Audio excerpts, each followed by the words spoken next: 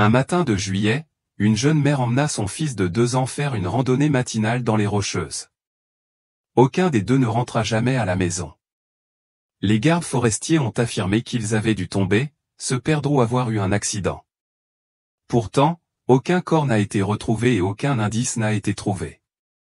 Puis, 6 ans plus tard, des chercheurs du parc étudiant l'activité thermique à l'intérieur d'une source chaude sur la montagne sont tombés sur des preuves si horribles qu'elles hantent encore tous ceux qui ont travaillé sur l'affaire. Mark Brennan était assis à son bureau, peinant à se concentrer sur les rapports trimestriels étalés devant lui. Les chiffres se confondaient, refusant de prendre sens, malgré le nombre de fois qu'il les examinait. Près de 6 ans s'étaient écoulés depuis que Sarah et Ethan avaient disparu lors de ce qui aurait dû être une simple randonnée d'une journée dans les Rocheuses. Son téléphone sonna, un son strident qui le perturba. Le numéro ne lui était pas familier, juste un indicatif régional du Colorado. Son estomac se serra lorsqu'il répondit. « Monsieur Brennan », dit une voix. « Ici l'inspectrice Patricia Chen du bureau du shérif du comté de Park. Je dois vous parler de l'affaire de votre femme et de votre fils. » La tasse de café glissa des mains de Mark, un liquide brun se répandant sur les documents financiers. Après 6 ans de pistes sans issue et d'espoir s'amenuisant, plus personne n'appelait pour Sarah et Ethan. « Que as-tu trouvé ?» Sa voix était rauque. « Monsieur Brennan, je préférerais en discuter en personne. Pouvez-vous venir dans le Colorado ? Nous avons fait une découverte qui requiert votre attention immédiate. »« Dis-moi, s'il te plaît, » dit Mark en serrant plus fort le téléphone. « Sont-ils » L'inspecteur Chen marqua une pause. Une équipe de recherche étudiant l'activité géothermique a découvert des restes dans une source chaude près du réseau de sentiers des Cascades. Nous avons trouvé des objets qui, selon nous, appartiennent à votre femme. La pièce tournoya. Mark appuya sa main libre contre le bureau pour se stabiliser. Les deux ? Tu les as trouvés tous les deux. Monsieur, je pense vraiment qu'il serait préférable que nous discutions des détails à votre arrivée. Pouvez-vous prendre l'avion aujourd'hui ?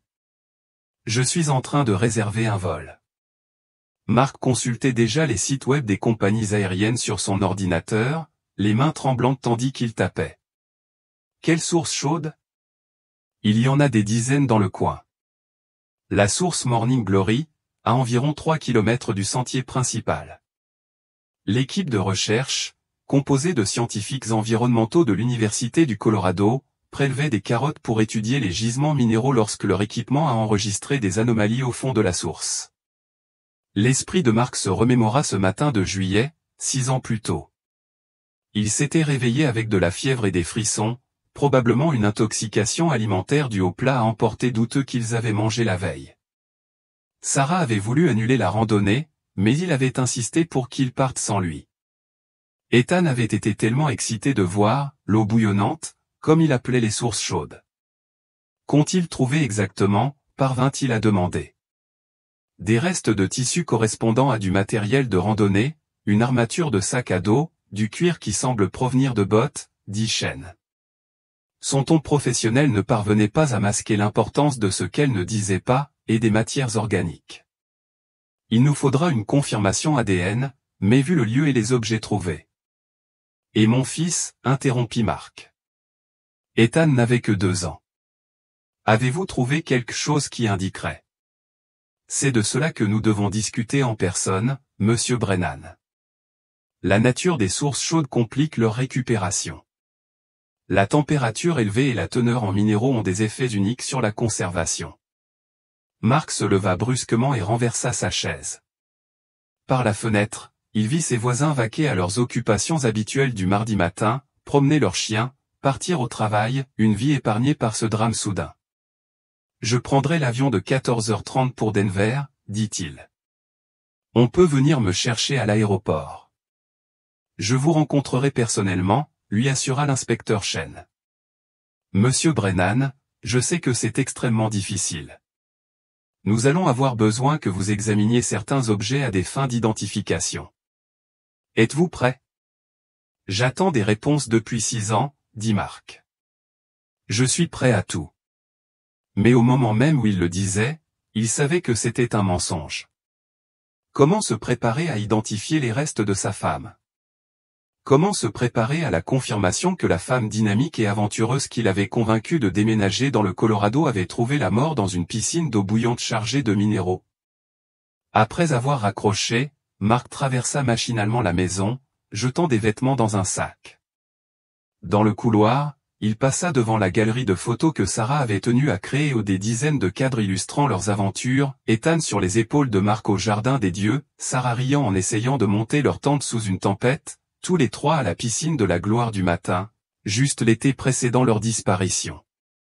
Ethan, tout excité, pointait du doigt les couleurs prismatiques, bien en sécurité dans les bras de Sarah. Il s'obligea à détourner le regard des photos et à se concentrer sur ce qu'il devait faire, appeler son patron, réserver le vol, préparer les papiers d'identité dont l'inspecteur aurait sûrement besoin.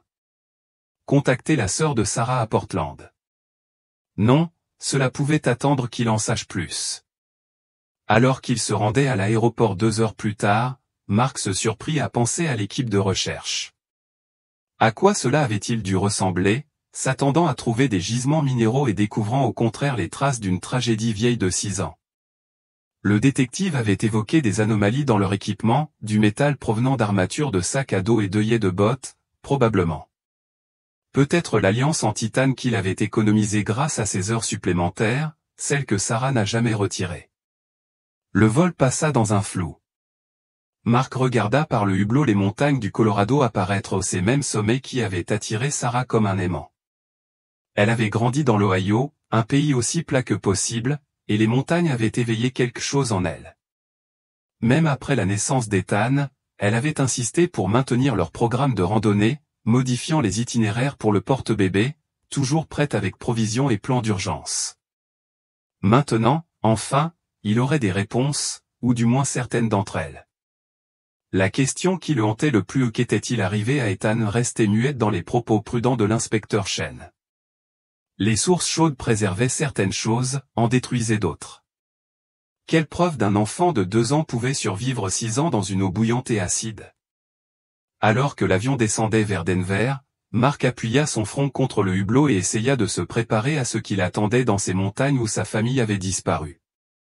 L'inspectrice Patricia Chen attendait dans la zone des arrivées de l'aéroport de Denver, son allure fidèle à son attitude professionnelle au téléphone. La quarantaine avançait, le regard perçant, rien ne lui échappait, vêtu de vêtements pratiques adaptés à la montagne. Elle repéra Mark immédiatement, probablement à la tristesse et à l'épuisement qui se lisaient sur son visage. « Monsieur Brennan, dit-elle en lui tendant la main. Je suis désolé que nous nous rencontrions dans ces circonstances. Mon véhicule est dehors. Le site est à environ 2 heures de route. » Mark la suivit jusqu'à un SUV banalisé, soulagé qu'elle n'ait pas tenté de bavarder pendant qu'il quittait l'aéroport. Les montagnes se dressaient devant lui et les mêmes sommets qu'il trouvait autrefois majestueux lui semblaient désormais oppressants. L'inspecteur Chen prit enfin la parole alors qu'il s'engageait sur l'Interstate 70. L'équipe de recherche s'est montrée très coopérative. Le docteur Emily Reeves dirigeait l'étude thermique lorsqu'ils ont fait la découverte il y a 3 jours. Ils nous ont immédiatement contactés et n'ont pas perturbé le site depuis. 3 jours, répéta Mark. Tu le sais depuis 3 jours? Nous devions vérifier certains détails avant de vous contacter. L'environnement des sources chaudes pose des défis uniques pour la récupération de preuves. Nous avons dû faire appel à du matériel spécialisé et à des experts en géothermie légale. Mark contempla le paysage qui défilait. As-tu trouvé des traces de mon fils? Les mains de Chen se crispèrent légèrement sur le volant. La récupération est en cours. La source est plus profonde que prévu auprès de 12 mètres au centre. Nous avons récupéré plusieurs objets à différentes profondeurs, mais le processus est lent. La température et la teneur en minéraux de l'eau ne permettent aux plongeurs que de très courtes périodes. Ils traversèrent en silence les villes touristiques d'Idaho Springs et de Georgetown, passant devant la sortie pour Loveland Pass, où Mark et Sarah s'étaient fiancés 7 ans plus tôt. Chaque point de repère était chargé de souvenirs désormais ternis par la fin de l'histoire. Le parking du réseau de sentiers Cascade était délimité par un ruban jaune, et plusieurs véhicules des forces de l'ordre étaient regroupés près du point de départ. Chen conduisit Mark au-delà des barrières, tandis que les autres policiers hochaient la tête d'un air sombre à leur passage. La randonnée de 3 km jusqu'à Morning Glory Pool n'avait jamais semblé aussi longue. Mark entendait l'activité avant de la voir, des voix, le bourdonnement des équipements, le chaos organisé d'une enquête d'envergure. Puis le sentier s'incurva et la piscine de Morning Glory apparut. La source chaude était exactement la même que lors de leur visite familiale, un cercle parfait de jaune et de verts éclatants rayonnant depuis son centre bleu profond. Mais cette paisible merveille naturelle était désormais entourée de matériel d'investigation. Une plateforme de plongée spécialisée avait été construite sur un bord. Des équipes de sauvetage, en tenue de protection, travaillaient méthodiquement autour du périmètre. Le docteur Emily Reeves, sa veste de l'Université du Colorado tachée de boue après des journées de terrain, s'est adressée à Monsieur Brennan. « Je suis vraiment désolé. Nous prélevions des échantillons de carottes de bactéries lorsque notre magnétomètre a détecté du métal en profondeur. Le protocole nous imposait d'examiner toute anomalie susceptible d'affecter nos données. » Elle les conduisit à une tente temporaire installée à 30 mètres de la source. À l'intérieur, des tables présentaient des objets soigneusement étiquetés à différents stades de documentation. Les jambes de Mark faiblirent en s'approchant de la première table. Malgré la corrosion, l'armature du sac à dos était reconnaissable entre mille. Sarah avait acheté ce modèle après des recherches approfondies, vantant sa répartition du poids et sa durabilité. Les restes de tissu violet encore accrochés à certaines parties de l'aluminium en disaient long. Nous pensons que c'est la structure métallique du sac qui a déclenché nos instruments, a expliqué le docteur Reeves à voix basse. Sa profondeur et sa position suggèrent qu'il avait été lesté. L'esprit de Mark peinait à assimiler cette implication. Alourdi ? Tu veux dire que ce n'était pas un accident ? L'inspecteur Chen s'avança. C'est l'une des choses que nous devons déterminer. La circulation naturelle de la source a pu déplacer des objets sur une période de 6 ans, mais certains aspects de nos découvertes sont inquiétants. Elle le guida vers une autre table. Les chaussures de randonnée de Sarah ou ce qu'il en restait gisaient là. Le cuir avait partiellement survécu aux conditions extrêmes, suffisamment pour révéler les semelles orthopédiques sur mesure qu'elle avait fait fabriquer pour ses voûtes plantaires prononcées, ses clés de voiture avec le porte-clés en métal portant encore le logo du concessionnaire, et enfin, dans un sac à preuves séparé, son alliance. Mark ramassa le sac d'une main tremblante. Le titane avait parfaitement résisté, l'inscription encore lisible, Theo the Sumi and Back and s'il y avait fait graver leur blague personnelle sur le fait de traverser ensemble les sommets et les vallées de la vie.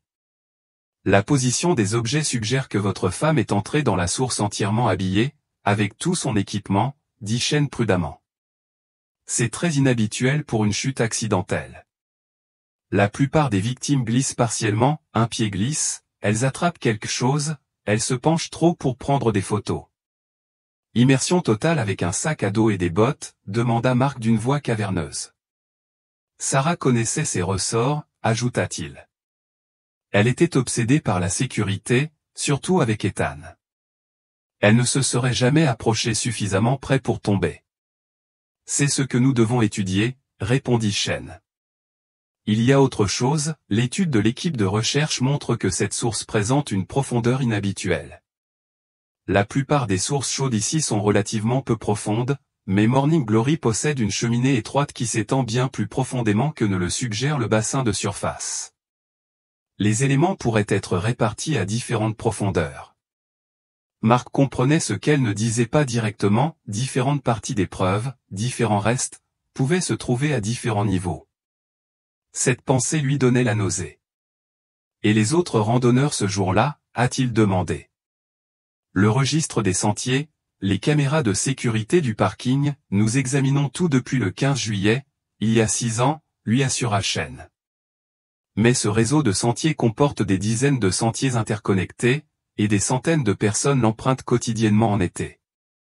Après 6 ans de recherche de témoins potentiels, un cri provenant du plongeoir l'interrompit. L'un des spécialistes de la récupération faisait signe d'urgence. Chen s'excusa et courut jusqu'à elle, laissant Mark parmi les preuves des derniers instants de sa femme. Il s'efforça d'examiner chaque élément, essayant de comprendre. La montre GPS de Sarah, dont les composants électroniques étaient morts depuis longtemps, mais le boîtier intact. Ses gourdes, dont l'acier isolé présentait une corrosion minime. Tout ce qu'elle avait emporté pour une randonnée d'une journée avec leurs bambins, était maintenant disposé comme des artefacts archéologiques. Mais où était la trace d'Ethan? Pas de petites bottes, pas de sangle du porte-bébé que Sarah portait, pas de gobelet, pas de goûter, ni aucun des dizaines d'objets qu'elle emportait toujours pour leur fils. L'absence était plus forte que n'importe quelle découverte. L'inspectrice Chen revint, l'air indéchiffrable. Monsieur Brennan, l'équipe de plongée a localisé d'autres objets en profondeur. Nous allons devoir poursuivre les opérations de récupération, mais je pense que nous devrions vous ramener à l'hôtel. Ça va être long. Ont-ils trouvé quelque chose en rapport avec mon fils? Chen hésita. Pas définitivement. Mais monsieur Brennan, l'absence de preuves est significative. Si votre femme et votre fils étaient tous deux entrés dans la source, nous nous attendrions à trouver des objets appartenant aux deux. Le fait que nous ne trouvions que des objets appartenant à des adultes suggère, peut-être que votre fils n'était pas avec votre femme lorsqu'elle est entrée dans l'eau, ce qui soulève des questions totalement différentes sur ce qui s'est passé ce jour-là. Mark ressentit une étincelle de quelque chose qu'il ne s'était pas autorisé à ressentir depuis 6 ans, l'espoir. Si Ethan n'avait pas été là au printemps, s'il y avait eu une chance. Nous rouvrons cette affaire en vue d'une éventuelle enquête criminelle, a poursuivi Chen. Cela signifie que nous interrogerons toutes les personnes liées à cette zone, employés du parc, randonneurs réguliers, toute personne ayant pu être présente ce jour-là.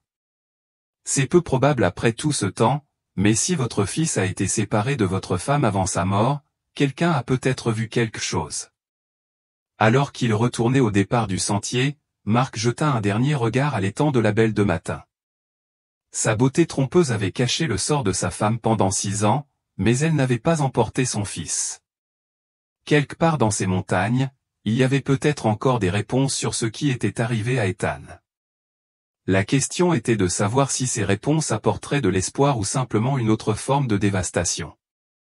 À l'aube du lendemain matin, le poste de commandement était installé sur le parking du sentier Cascade. À son arrivée, Mark trouva des dizaines de secouristes rassemblés autour de cartes topographiques étalées sur des tables pliantes.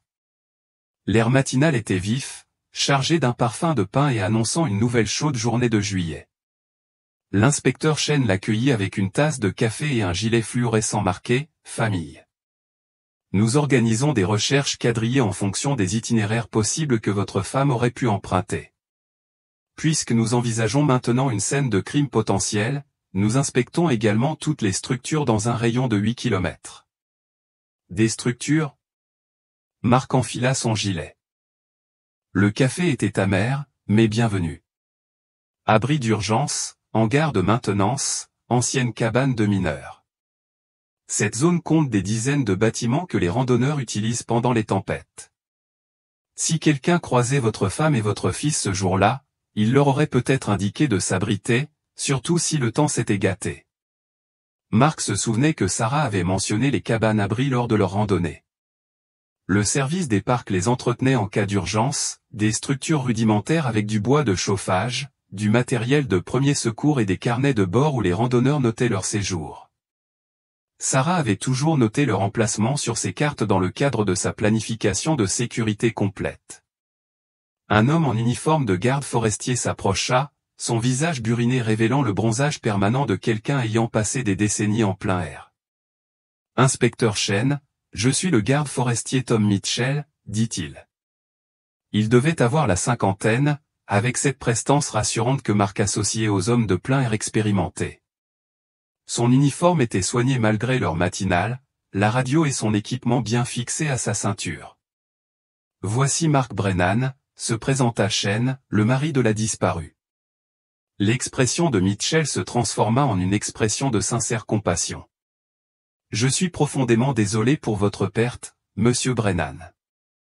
Je travaille sur ces sentiers depuis 15 ans. Votre femme, je me souviens d'elle grâce au registre des sentiers, elle signait toujours correctement, notait son heure de retour prévue, le genre de randonneuse que nous aimerions que tout le monde soit. Tu te souviens d'elle? Marc sentit une lueur d'espoir. Difficile d'oublier quelqu'un d'aussi constant. Elle venait régulièrement ici, parfois avec toi, souvent avec le petit dans le porte-bébé. Mitchell sortit un carnet usé. J'ai consulté mes journaux personnels hier soir quand l'inspecteur Chen est venu pour les vérifications du refuge. J'étais d'ailleurs de service ce jour-là, le 15 juillet, il y a 6 ans. Chen se pencha en avant. Vraiment? Ce n'était pas dans le dossier d'enquête initiale. Mitchell hocha la tête. J'effectuais l'entretien courant des abris de l'arrière-pays. C'est consigné dans les registres du parc, mais je suppose que personne n'a pensé à comparer mon programme d'entretien avec le dossier de la personne disparue à l'époque. J'étais au refuge de Timber Creek ce matin-là, puis j'ai redescendu vers Pine Ridge et Avalanche Creek dans l'après-midi. Ce sont tous des itinéraires possibles depuis le sentier principal, dit Marc en étudiant la carte. Avez-vous vu quelque chose d'inhabituel? Des randonneurs en détresse? C'est ce que j'essaie de me rappeler. Le 15 juillet, le mauvais temps s'est installé de manière inattendue cet après-midi-là. Rien de grave, mais suffisamment de pluie pour obliger les randonneurs non préparés à chercher un abri. Je me suis assuré que les 3 abris étaient approvisionnés et sécurisés. Le pouls de Marc s'accéléra. Sarah n'était pas prise au dépourvu, mais avec un enfant de 2 ans, elle aurait pu chercher refuge même sous une pluie modérée. A-t-on vérifié les registres après la disparition de ma famille? Ce n'est pas clair dans les dossiers initiaux, a admis Chen. Les recherches initiales se sont concentrées sur les sentiers principaux et sur l'hypothèse d'un accident. Les cabanes des refuges ont été vérifiées pour vérifier leur occupation, mais je ne vois aucune trace des registres consultés. Je les ai, dit doucement Mitchell. Tous les vieux journaux de bord. Le service des parcs a voulu les jeter lors de travaux de rénovation il y a 2 ans, mais je les ai gardés. J'ai pensé que c'était des documents historiques à préserver. Ils sont entreposés au poste des gardes forestiers. Chen a immédiatement chargé un officier de récupérer les journaux de bord tout en organisant les équipes de recherche. Marc s'est retrouvé affecté au groupe de Mitchell, se dirigeant vers les cabanes-abris pour mener des recherches approfondies avec un regard neuf.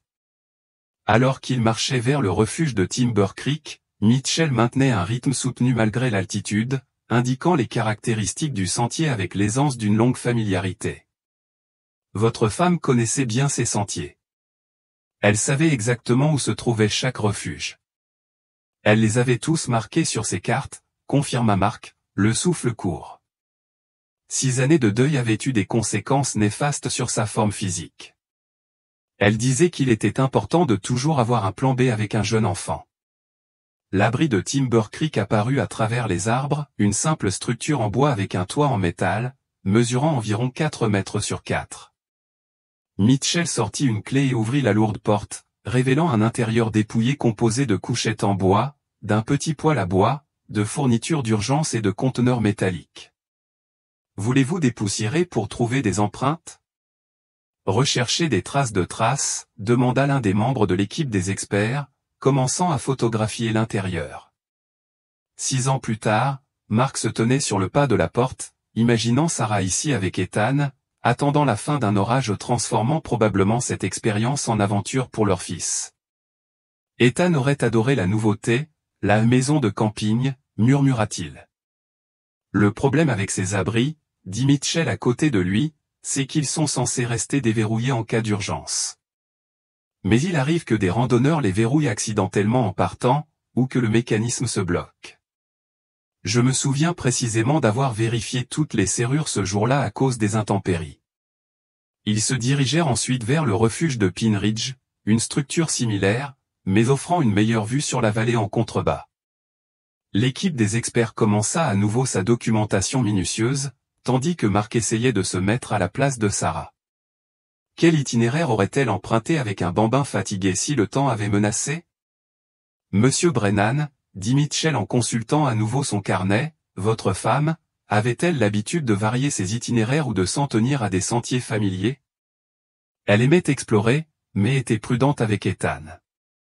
Elle explorait d'abord les nouveaux sentiers seule, puis l'emmenait avec elle s'il convenait.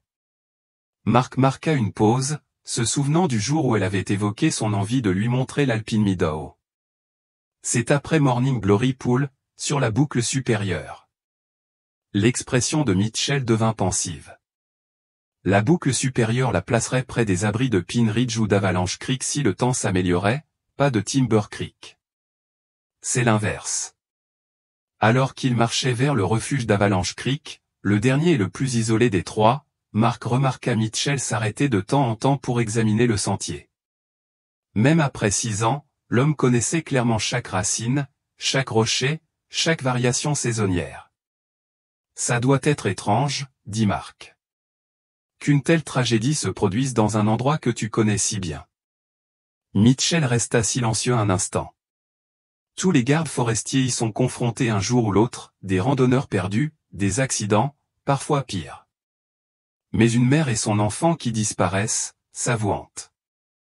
J'y pense chaque fois que je passe devant Morning Glory Pool. Quel endroit magnifique pour cacher quelque chose d'aussi terrible. Le refuge d'Avalanche Creek se trouvait dans une petite clairière, plus isolée que les autres. En déverrouillant la porte, Mark remarqua que celle-ci était dotée d'un mécanisme de verrouillage plus récent. J'ai dû le remplacer il y a 4 ans, a expliqué Mitchell. L'ancien se bloquait constamment à l'intérieur. L'équipe CSI a commencé son travail, mais quelque chose semblait différent dans cet abri, peut-être était-ce l'emplacement, la façon dont la forêt se pressait, ou la façon dont le bruit du ruisseau masquait les autres bruits. Mark pourrait imaginer quelqu'un se sentir très seul ici, très vulnérable. Si ma femme venait ici avec Ethan, dit lentement Mark, et que quelqu'un d'autre était déjà là où arrivait après. Ces abris peuvent accueillir 6 à 8 personnes, a expliqué Mitchell. Il n'est pas rare que des inconnus partagent leur abri pendant les tempêtes, la plupart des randonneurs sont des gens bien. Mais il n'a pas terminé sa réflexion. Tandis que l'équipe de recherche quittait l'abri pour inspecter la forêt environnante, Mark se tenait près du ruisseau qui avait donné son nom à l'abri. L'eau coulait, froide de la fonte des neiges, indifférente à la tragédie humaine. Quelque part dans ces montagnes, son fils avait été séparé de sa femme. Quelqu'un avait vu quelque chose, fait quelque chose, su quelque chose. La question était de savoir si 6 ans avaient enterré ses secrets aussi profondément que la source chaude avait caché le destin de Sarah. Les équipes de recherche travaillaient depuis 3 heures lorsque la radio de l'inspecteur Shane crépita, annonçant des nouvelles urgentes. Mark aidait à documenter les environs du refuge d'Avalanche Creek lorsqu'il entendit Shane reprendre son souffle. Ils ont trouvé quelque chose au poste de garde, a-t-elle dit au groupe. Nous devons rentrer immédiatement. Le retour lui parut interminable, Shane imposant un rythme effréné qui laissait Mark peiner à suivre. Mitchell le suivit, lui offrant parfois un coup de main sur les passages les plus accidentés. « Que pensez-vous qu'ils ont trouvé » demanda Mark entre 2 respirations laborieuses. « Ça pourrait être n'importe quoi » répondit Mitchell, même si son expression était devenue sérieuse. Il y a des zones réservées aux employés dans la station qui n'ont jamais été fouillées en profondeur, si un membre du personnel était impliqué. Ils ont quitté le sentier et ont découvert que le parking du poste de garde forestier était devenu une scène de crime. Des véhicules de police supplémentaires étaient arrivés et les agents établissaient un périmètre autour du bâtiment. Par les fenêtres, Mark pouvait voir les enquêteurs se déplacer à l'intérieur. L'inspecteur Shane les a accueillis à l'entrée. Nous avons obtenu un mandat pour fouiller les casiers et les espaces communs des employés. Nous avons commencé par le personnel actuel, puis nous sommes passés aux casiers plus anciens et non attribués aux anciens employés. Elle les conduisit à l'intérieur, passant devant l'espace public avec ses cartes des sentiers et ses panneaux pédagogiques, jusqu'à la section réservée aux employés que Mark n'avait jamais vue. Une rangée de casiers métalliques bordait un mur, plusieurs ouverts, avec des marqueurs de preuves placés à proximité. Le casier 47 n'a pas été attribué depuis 4 ans, expliqua Shane en s'arrêtant devant une porte métallique verte entr'ouverte. Le directeur actuel de la station a déclaré qu'elle appartenait à Jake Morrison, un travailleur saisonnier qui est parti brusquement en 2019 lorsque nous avons coupé la serrure. Mark regarda à l'intérieur et sentit ses jambes faiblir. Sur une table voisine, des sacs de preuves contenaient un délicat collier en argent orné d'une petite boussole, le cadeau d'anniversaire de Sarah qu'il lui avait fait et qu'elle portait à chaque randonnée. À côté, une autre alliance, l'anneau en or blanc serti de petits diamants qu'elle portait en randonnée, et qu'elle gardait habituellement dans son sac en guise de réserve. C'est à Sarah, dit-il d'une voix à peine audible. Le collier, je le lui ai offert pour notre 5e anniversaire. Elle disait qu'une boussole l'aiderait toujours à retrouver son chemin. Chen hocha la tête d'un air sombre. Les objets étaient cachés derrière un faux panneau au fond du casier. Quelqu'un avait déployé des efforts considérables pour les dissimuler. Jake Morrison, répéta Mark. Qui est-il? Mitchell s'était rapproché pour examiner les preuves sans les toucher. Je me souviens de Jake. Un jeune homme, peut-être dans la vingtaine quand il travaillait ici. Discret, réservé. Bon pour l'entretien des sentiers, mais pas très doué avec les gens. À quoi ressemblait-il? Demanda Mark, essayant d'imaginer l'homme qui aurait pu tuer sa femme. Cheveux bruns, taille moyenne, un peu solitaire, se souvient Mitchell. Il a vécu dans un logement de fonction pendant 2 saisons, puis est parti sans prévenir. Il disait avoir reçu une offre d'emploi dans l'Utah, mais on n'a plus eu de ses nouvelles. Chen consultait déjà des dossiers sur sa tablette. Jake Andrew Morrison, né le 3 avril 1994. A travaillé ici les étés 2018 et 2019. Pas de casier judiciaire, mais il est hors réseau depuis son départ. Pas d'adresse actuelle, pas de relevé d'emploi, pas d'activité de crédit. Il se cache, dit Mark en fixant les bijoux de sa femme. Il l'a tué, et il se cache depuis 6 ans. Nous lançons une alerte bolo immédiatement, lui assura Chen. Toutes les agences du pays seront à sa recherche. Brennan, j'aimerais que tu confirmes ces objets. Es-tu certain qu'ils appartiennent à ta femme? Mark tendit la main vers le collier boussole, puis s'arrêta, se rappelant de ne pas contaminer les preuves. La boussole portait une gravure au dos, nos initiales et la date. Il déglutit difficilement. Sarah ne partait jamais en randonnée sans elle, elle disait que c'était son porte-bonheur. Chen retourna soigneusement le sac de preuves pour révéler l'inscription. Elle était là, exactement comme Mark s'en souvenait, M&S, retrouve toujours ton chemin 2015. Si Jake Morrison les avait pris comme trophée, Chen ne termina pas sa phrase. Tout le monde comprenait le sous-entendu. Mais pourquoi les laisser ici? Demanda Mark. Pourquoi ne pas les avoir pris quand il s'est enfui? Mitchell prit la parole, pensif. Les casiers sont rarement vérifiés. La direction ne les vide que tous les 2 ou 3 ans, quand il manque de place. Il pensait probablement qu'il serait en sécurité ici indéfiniment. Il comptait peut-être revenir les chercher un jour.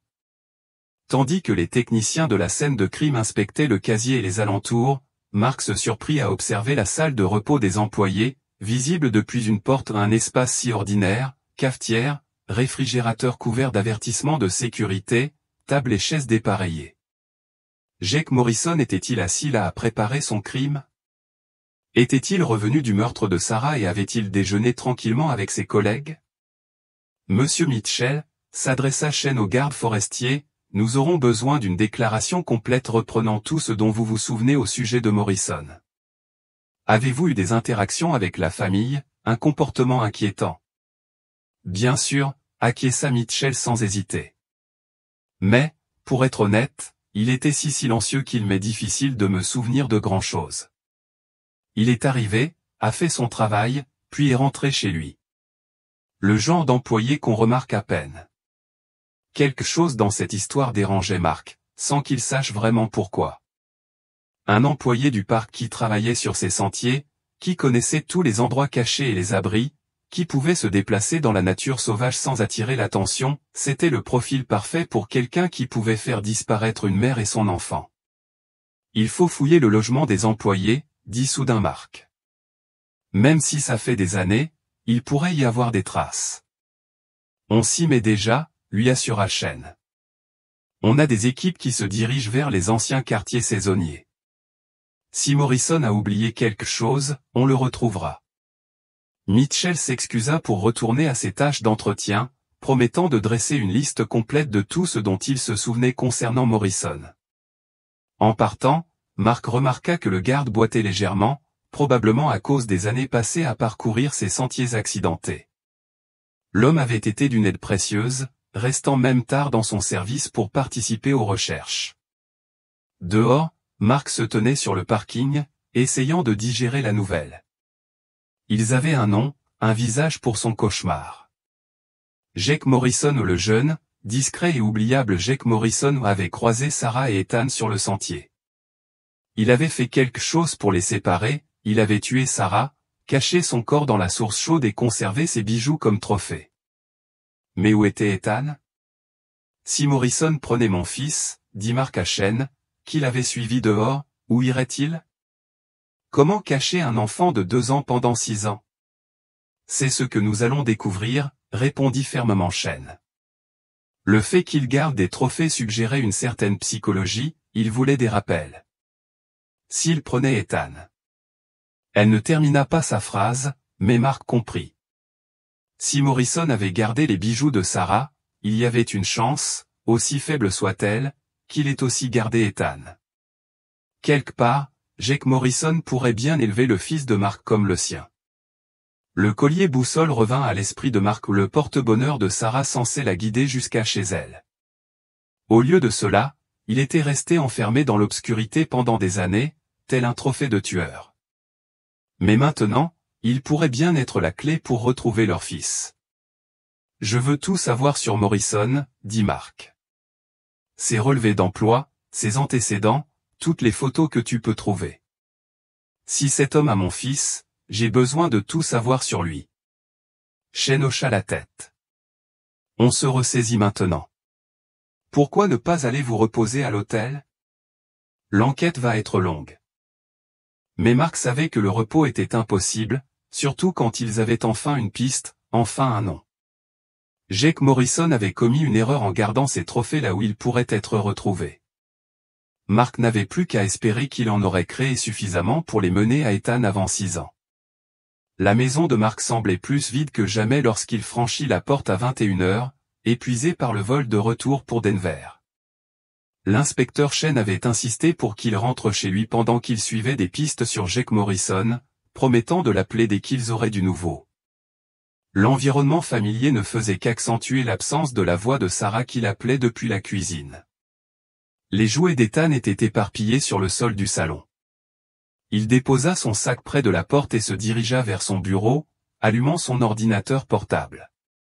S'il ne pouvait pas être dans le Colorado en pleine recherche, au moins pouvait-il faire des recherches. Le nom de Jake Morrison n'a donné que peu d'informations en ligne, ce qui est frustrant, pas de profil sur les réseaux sociaux, pas d'adresse récente, juste quelques vérifications d'emploi qui ont abouti à une impasse en 2019. Le téléphone de Mark a vibré avec un SMS de Shane, les équipes qui vérifient les derniers contacts connus de Morrison dans l'Utah feront une mise à jour dans la matinée. Il a mis le téléphone de côté et a sorti son carnet de notes du voyage, passant en revue tout ce qu'ils avaient appris, les bijoux de Sarah dans le casier de Morrison, le départ soudain du jeune homme, la façon dont il avait apparemment disparu sans laisser de traces, emmenant peut-être Ethan avec lui. Mais quelque chose agaçait Mark en revoyant ses notes de recherche. Il avait noté le commentaire de Mitchell concernant le remplacement de la serrure du refuge d'Avalanche Creek 4 ans auparavant, car elle se bloquait constamment c'était en 2020, après le départ de Morrison. Pourtant, Mitchell connaissait l'année exacte sans consulter aucun registre. Mark secoua la tête. Il réfléchissait trop, voyant des détails suspects là où il n'y en avait pas. Mitchell gérait l'entretien de tous les refuges bien sûr qu'il se souviendrait quand les serrures seraient remplacées. D'autres détails refirent surface en repensant à la journée, la façon dont Mitchell était resté à proximité pendant toute la recherche, toujours à portée de voix des communications policières, la façon dont il s'était immédiatement porté volontaire pour aider, s'immisçant dans l'enquête, ses souvenirs détaillés de Morrison, même s'il prétendait que l'homme était oubliable. Et il y avait autre chose, quelque chose que Mitchell avait dit au refuge, qui dérangeait Mark. Lequel? Il ferma les yeux, essayant de se rappeler les mots exacts, j'y pense chaque fois que je passe devant Morning Glory Pool. Quel endroit magnifique pour cacher quelque chose d'aussi terrible. Cacher quelque chose de terrible non pas pour qu'un événement terrible se produise, ni où un événement terrible s'est produit, mais comme si c'était délibéré, planifié. Mark prit son téléphone et fit défiler la liste jusqu'au numéro de l'inspecteur Chen. Il hésita, le doigt sur le bouton d'appel. Que allait-il dire? Que le garde forestier serviable qui avait passé toute la journée à les aider avait utilisé une tournure un peu étrange. Mais le malaise persistait. Il appela. Chen ici. Inspecteur, c'est Mark Brennan. Je sais que ça peut paraître paranoïaque, mais j'ai pensé au ranger Mitchell. Et lui? Juste des détails, sa façon de formuler certains commentaires, le fait qu'il connaissait des détails précis sans consulter les archives. Il a été incroyablement serviable, peut-être même trop serviable. Chen resta silencieux un instant. Il n'est pas rare que les autorités locales s'immiscent dans les enquêtes, surtout dans les petites communes, mais je vais prendre note d'examiner ses antécédents plus en détail. A-t-il fait ou dit quelque chose de particulièrement inquiétant? Non, rien de concret. Je me raccroche probablement à n'importe quoi, car on se concentre sur Morrison. Le deuil et le stress peuvent nous faire percevoir des schémas qui n'existent pas, dit Chen doucement. Mais j'ai appris à faire confiance à l'instinct des membres de ma famille. Je demanderai à quelqu'un de vérifier discrètement où se trouvait Mitchell le 15 juillet, il y a 6 ans, juste pour être précis. Après avoir raccroché, Mark se sentit à la fois stupide et soulagé. Il semait probablement des soupçons inutiles, mais au moins Chen vérifierait. Il alla dans la cuisine préparer du café, sachant que le sommeil lui serait difficile malgré son épuisement. Son ordinateur portable a sonné, une notification par email. L'expéditeur était T. Mitchell. Objet, information sur G. Morrison. Tu devrais voir. Le pouls de Mark s'accéléra. Comment Mitchell avait-il pu avoir son adresse email? Puis il se souvint qu'ils avaient échangé leurs coordonnées pendant la recherche, au cas où quelqu'un se souviendrait d'autres détails. L'email était bref. Monsieur Brennan. J'ai parcouru d'anciens dossiers d'employés et j'ai trouvé des éléments inquiétants concernant Morrison. Je pense que l'inspecteur Chen devrait les consulter immédiatement. Je suis de retour à Denver ce soir pour une réunion demain. Puis-je passer brièvement? J'ai des carnets de travail qui montrent les missions de Morrison la semaine où ta famille a disparu. Tom Mitchell. Mark fixait l'écran. Mitchell proposait d'apporter des preuves concernant Morrison directement chez lui, le soir. Son instinct lui criait que quelque chose clochait. Mais et si le garde avait vraiment trouvé quelque chose d'important? Et si c'était la pause dont ils avaient besoin pour retrouver Ethan? Il pourrait rappeler Chen et lui demander d'être présente. Mais cela semblait excessivement paranoïaque pour quelqu'un qui n'avait été que serviable. Mitchell était lui-même un agent des forces de l'ordre, un garde forestier respecté avec 15 ans de service. Mark laissait l'épuisement et le désespoir obscurcir son jugement. Il répondit, « Je monte. Le café est prêt si vous en voulez. » Un peu plus tard, les phares éclairèrent les fenêtres de son salon.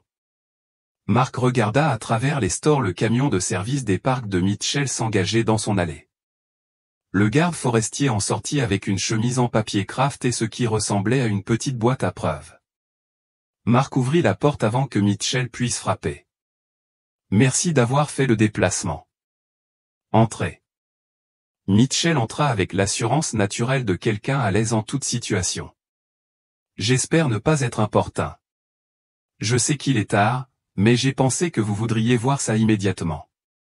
Puis-je vous offrir ce café? » Mitchell posa son matériel sur la table de la cuisine et s'assit, observant autour de lui avec intérêt.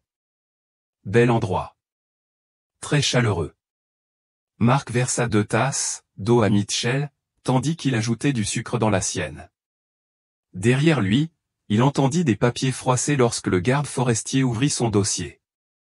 J'ai donc comparé les missions de Morrison avec les journaux de bord de cette semaine-là, commença Mitchell.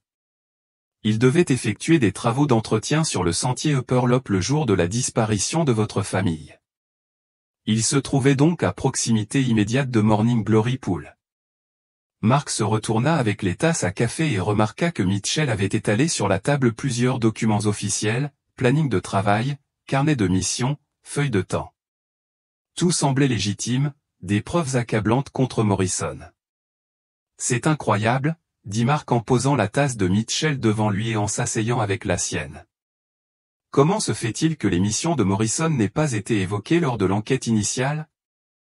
C'est une surveillance bureaucratique, dit Mitchell en buvant une gorgée de café. Différents services, différents systèmes de classement, des choses passent entre les mailles du filet. Il sortit un autre papier. Mais voilà le plus intéressant. Morrison a demandé cette mission spécifique et a échangé ses quarts avec un autre ouvrier pour être sur la piste ce jour-là. Mark se pencha pour examiner le document, sa tasse de café chaude entre les mains. Les informations étaient convaincantes, dépeignant Morrison comme un prédateur ayant planifié son crime. Il but une longue gorgée de café, sentant la caféine s'abattre sur son organisme épuisé. Il faut remettre ça à l'inspecteur Chen immédiatement, dit Mark en attrapant son téléphone. Mais sa main était étrangement lourde, ses mouvements lents. La cuisine sembla légèrement penchée. Mitchell continua de parler, la voix posée et calme. Vous savez, le problème avec Morrison, c'est qu'il était toujours trop visible, trop commode, le solitaire discret, le départ soudain. La vraie vie n'est généralement pas aussi simple. Mark essaya de se concentrer sur le visage de Mitchell, mais sa vision se brouillait. La tasse glissa de ses doigts engourdis, un liquide brun se répandant sur les documents. Qu'est-ce que tu as? Je suis vraiment désolé, Mark. La voix de Mitchell semblait lointaine malgré sa présence à l'autre bout de la table. Il fallait absolument que tu fasses part de tes inquiétudes à l'inspectrice, n'est-ce pas? Je l'ai vu prendre des notes sur la vérification de mes antécédents. C'était impossible. La pièce tournoya violemment. Mark tenta de se lever, mais ses jambes ne le soutenaient pas. Il s'affaissa sur le côté, à peine conscient que Mitchell se levait de sa chaise et se déplaçait autour de la table sans se presser. Ne résiste pas, dit doucement Mitchell en attrapant Mark avant qu'il ne touche le sol. C'est juste un sédatif. On a un long trajet devant nous, et j'ai besoin que tu acceptes. Tu vas revoir ton fils, Mark. C'est ce que tu voulais, Ethan, non? À travers le brouillard de ce que Mitchell lui avait révélé, ce nom perça. Son fils était vivant. Mitchell savait où il était. Mark essaya de parler, d'exiger des réponses, mais sa bouche refusait de prononcer des mots. La dernière chose qu'il vit avant que l'obscurité ne le rattrape fut le visage buriné de Mitchell qui le regardait avec quelque chose qui ressemblait presque à du regret. La conscience revint lentement, comme s'il émergeait d'une eau profonde. La tête de Mark lancinait. Sa bouche était comme du coton. Pendant quelques instants désorienté, il ne se souvint plus où il était. La surface sous lui était dure et froide, un parquet, pas son lit. Ses poignets étaient liés dans le dos par ce qui ressemblait à des serre-câbles, et ses chevilles étaient également entravées. Des souvenirs lui revinrent en force, Mitchell dans sa cuisine, le café drogué, la promesse terrifiante de revoir Ethan. Mark força les yeux à s'ouvrir, clignant des yeux à cause de la faible lumière qui filtrait à travers les fenêtres sales. Il se trouvait dans une cabane, pas un abri d'urgence du parc, mais quelque chose de plus ancien, de plus isolé. Les murs étaient en rondins de bois brut, les interstices colmatés par du béton. Un poêle à bois froid était installé dans un coin. L'unique pièce sentait le moisi et autre chose, quelque chose qui lui retournait l'estomac, de la nourriture périmée, des corps sales, l'odeur d'une habitation humaine prolongée. « Ah, vous êtes réveillé » dit Mitchell près de la porte. Le garde était assis sur une chaise en bois, toujours en uniforme, l'air aussi calme que s'il partageait un café au poste. Le sédatif a été soigneusement dosé. Vous êtes inconscient depuis environ 3 heures. Où sommes-nous? Demanda Mark d'une voix rauque. Le vieux chalet de chasse de mon grand-père, à une vingtaine de kilomètres de tout sentier, complètement isolé. Mitchell se leva et s'approcha pour vérifier les attaches de Mark avec une efficacité professionnelle. Je ne peux pas te laisser te détacher. Pas encore. tu as tué Sarah, dit Mark. Ce n'était pas une question, le visage de Mitchell se crispa. Ce n'était pas censé arriver. Rien de tout cela n'aurait dû se passer comme ça. Il s'approcha de la fenêtre, contemplant la forêt sombre. Ma femme Rebecca et moi essayions d'avoir des enfants depuis 5 ans. 3 fausses couches. La dernière, un mois avant juillet, a failli la tuer. La dépression qui a suivi, elle a tenté de se suicider à 2 reprises. Mark testa ses liens, mais ne trouva rien à redire. Alors tu as volé les miens. Je n'avais rien prévu, se retourna Mitchell, l'air presque implorant de comprendre. Ce matin-là, je vérifiais les abris, comme je te l'ai dit. Le temps s'est dégradé ou une cellule orageuse inattendue. J'étais au refuge d'Avalanche Creek quand ta femme est arrivée en courant avec Ethan. Elle avait peur, la foudre était proche. Elle a demandé s'il pouvait attendre avec moi. Le garde forestier se mit à faire les 100 pas, perdu dans ses souvenirs. Ethan était parfait, 2 ans, ses boucles blondes, il m'appelait de Monsieur Ranger de sa douce voix. Il jouait avec ma radio, faisait semblant d'appeler des renforts. Sarah riait, disant qu'il adorait tous ceux qui avaient des boutons. Tellement confiants, tous les deux. Espèce de malade, grogna Mark. Je ne voulais faire de mal à personne, dit Mitchell d'une voix plus forte. Mais Sarah a mentionné que tu avais le mal du pays, que personne ne savait exactement où ils allaient. La tempête a empiré. Elle a décidé de rester pour la nuit plutôt que de risquer une randonnée avec Ethan par ce temps-là au pas de réseau pour te prévenir. Le cœur de Mark battait fort tandis qu'il reconstituait les dernières heures de sa femme, cherchant la sécurité dans la tempête, faisant confiance aux gardes forestiers qui faisaient le choix judicieux de protéger leur fils. J'ai appelé Rebecca par satellite, a poursuivi Mitchell. Je lui ai parlé de ce magnifique petit garçon qui avait besoin d'un foyer, sa mère ne pouvait pas s'occuper correctement de lui et le laisser partir en randonnée par mauvais temps. Rebecca était tellement excitée. Pour la première fois depuis des mois, elle semblait à nouveau vivante. Sarah était une excellente mère, cracha Mark. Peut-être, concéda Mitchell, mais à ce moment-là, je ne pensais qu'à redonner espoir à Rebecca. Ses mains se crispèrent et se desserrèrent. Après qu'Ethan se soit endormi, j'ai essayé de convaincre Sarah de nous laisser l'adopter. Je lui ai parlé de nos difficultés, de nos pertes. Elle a été compréhensive, mais a bien sûr refusé. C'est à ce moment-là que Mark a pu combler les vides, dans cet abri isolé, sans aucun témoin à part un bambin endormi. Mitchell avait fait son choix. J'ai utilisé une prise de sommeil. Elle n'a pas souffert, la voix de Mitchell devint monotone. Ensuite, il a fallu que je trouve une solution. J'ai enveloppé son corps dans une bâche provenant des provisions du refuge, j'ai mis des pierres avec elle et je l'ai portée jusqu'à Morning Glory Pool avant l'aube. Les sources chaudes détruiraient toute preuve. J'ai pensé prendre ces bijoux comme preuve de sa disparition, je comptais les cacher sur quelqu'un plus tard. Pauvre Jack, dit Mark. Mauvais endroit, mauvais moment, mauvaise personnalité ou le bouc émissaire idéal en cas de besoin. Mitchell sourit. J'ai gardé ces objets pendant des années, attendant le bon moment. Quand ils ont découvert les restes de Sarah, j'ai su qu'il était temps de détourner les soupçons. Où est mon fils ? demanda Mark. Mitchell regarda sa montre. Rebecca va bientôt l'amener, avec tout le matériel nécessaire pour s'occuper de toi. Elle connaît la vérité depuis le début, aide-moi à créer l'histoire de l'adoption, à lui teindre les cheveux, à le cacher pendant les premiers mois. Elle a été une mère merveilleuse pour lui ces 6 dernières années. Il s'appelle Ethan, pas Owen, comme vous l'appelez. Nous, on l'appelle Owen Mitchell. La voix de Mitchell s'adoucit. Il est heureux. Bon élève. Il adore le foot. Il veut devenir garde forestier comme son père. Il ne se souvient ni de toi ni de Sarah. Pour autant qu'il sache, Rebecca et moi sommes tout son univers. Le bruit d'un véhicule qui approchait fit se diriger Mitchell vers la fenêtre.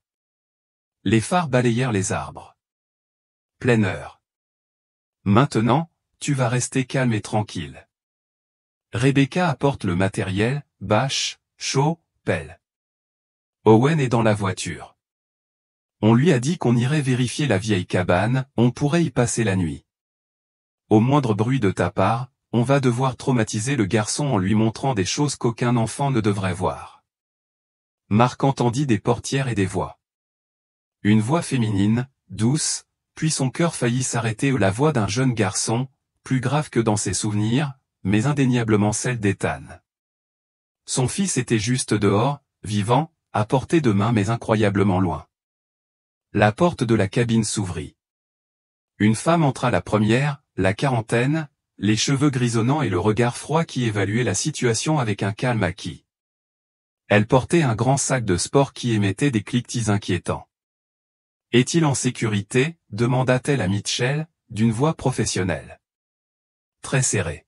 « Où est Owen ?» Dans le camion avec son iPad. Je lui ai dit qu'on allait vérifier la présence de souris dans quelques minutes. Rebecca posa le sac et l'ouvrit pour révéler une bâche bleue pliée, des bouteilles de produits chimiques et d'autres fournitures. On aurait dû faire ça il y a des années, quand il a commencé à poser des questions sur l'autre femme. Le sang de Mark se glaça, ils avaient déjà fait ça auparavant. À travers la vitre sale, Mark pouvait voir le camion garé dehors, une petite silhouette illuminée par la lumière intérieure 8 ans maintenant, concentrée sur ce qui passait sur son écran. Même à cette distance, malgré ses cheveux teints, Mark savait que c'était son fils. Il a bien réfléchi avec l'iPad, a déclaré Mitchell. Combien de temps cela va-t-il l'occuper ? J'ai téléchargé un nouveau jeu avant de partir. Ça devrait nous donner au moins 1 heure. Rebecca enfila des gants en latex avec une efficacité déconcertante. Où l'emmène-t-on ? Il y a un vieux puits de mine à environ 5 km au nord. Dénivelé de 30 mètres, inondation au printemps. Le temps que quelqu'un trouve quelque chose, il n'en restera plus grand-chose. Tu as tué d'autres personnes, s'étrangla Mark. Rebecca rit d'un rire glacial. Un seul. Un randonneur qui en a trop vu il y a 5 ans, qui a reconnu Owen grâce à une vieille affiche de disparition dans une station-service. Tom n'est pas le seul à protéger notre famille. On est une équipe, dit Mitchell en s'approchant pour aider sa femme à préparer la bâche. On est partenaires en tout.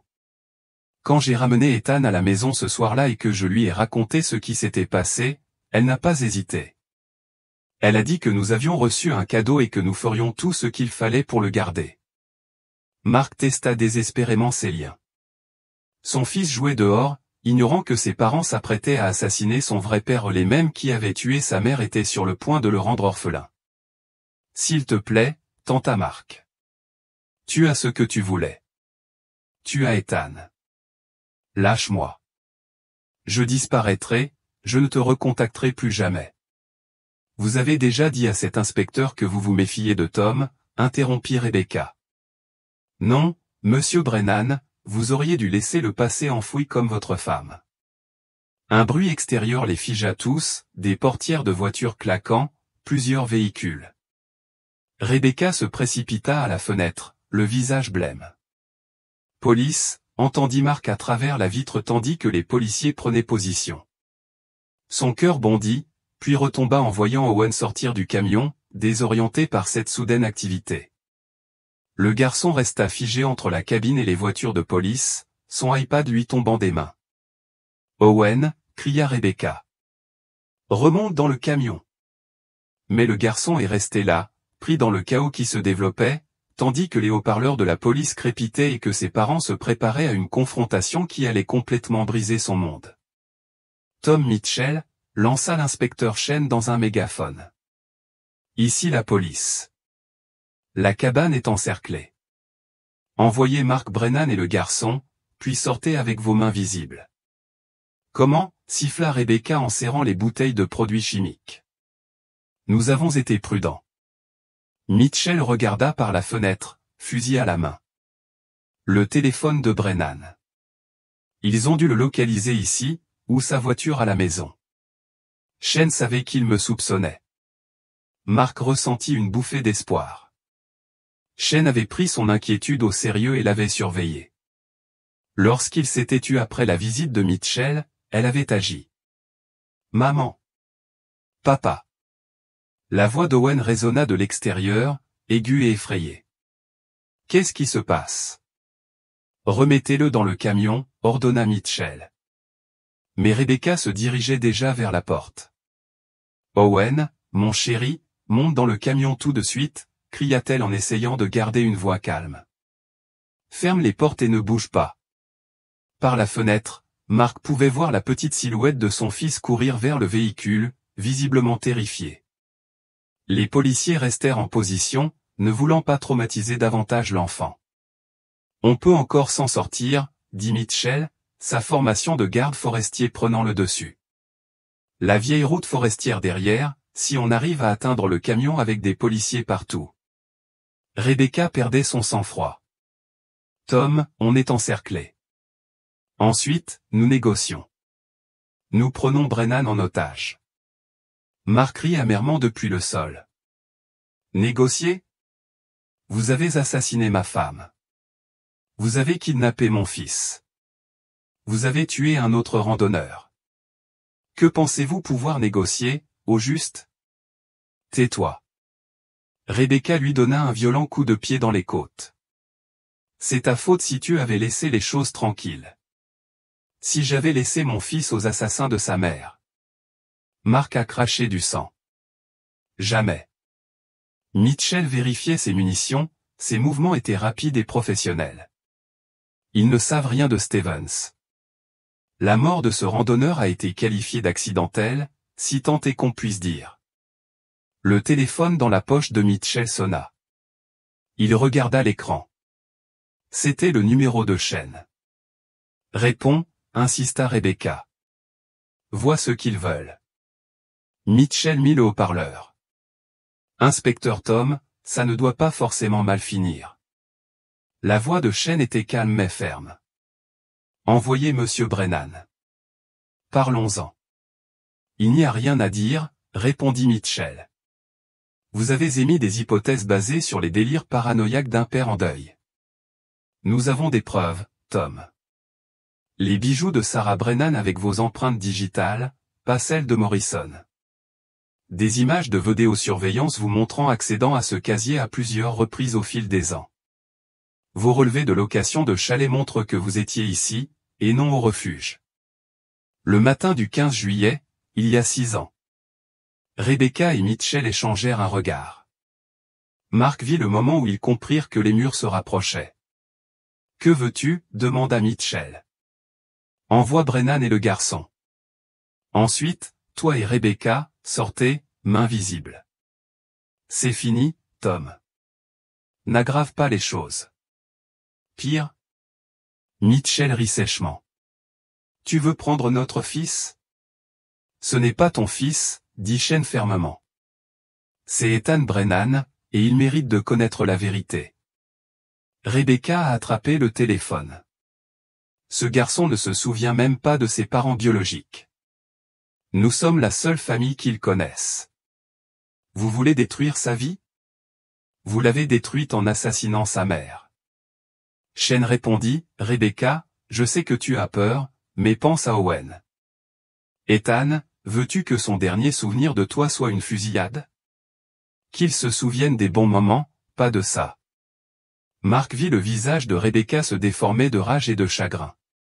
Pendant 6 ans, elle avait vécu son rêve, une famille heureuse, un fils aimant.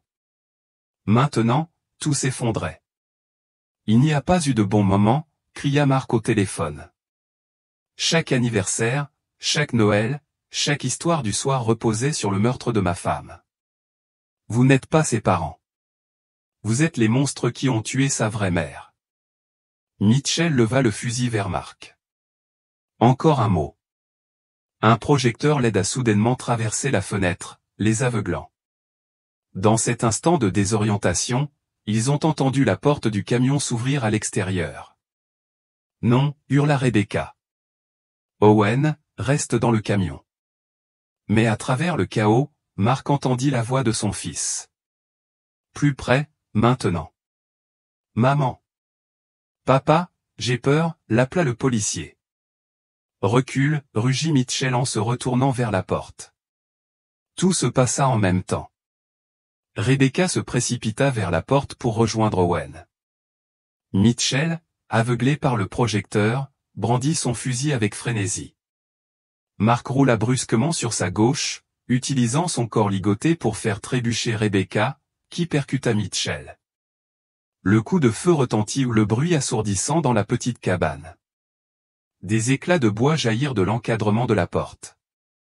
Dehors, les officiers crièrent des ordres et Owen hurla, un cri qui déchira le cœur de Mark. Coup de feu! Coup de feu! Cria quelqu'un dehors. Mitchell peinait à retrouver son équilibre, mais des grenades lacrymogènes s'écrasèrent contre les vitres. La fumée emplit instantanément la cabine, étouffante et aveuglante. Mark ferma les yeux, retenant son souffle, sentant Rebecca trébucher sur lui alors qu'elle tentait d'atteindre la porte. Owen, hurla-t-elle à travers le gaz. Mon bébé. Des mains puissantes saisirent Mark, l'entraînant vers l'air frais. Il haleta lorsque l'air frais de la nuit lui frappa les poumons, clignant des yeux à travers ses larmes en voyant les officiers tactiques envahir la cabine.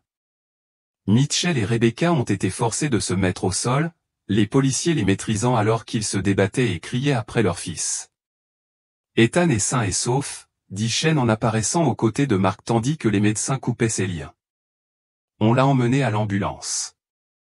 Il est terrifié, mais indemne. Les bras de Mark hurlèrent lorsque la circulation sanguine revint, mais il se força à se redresser.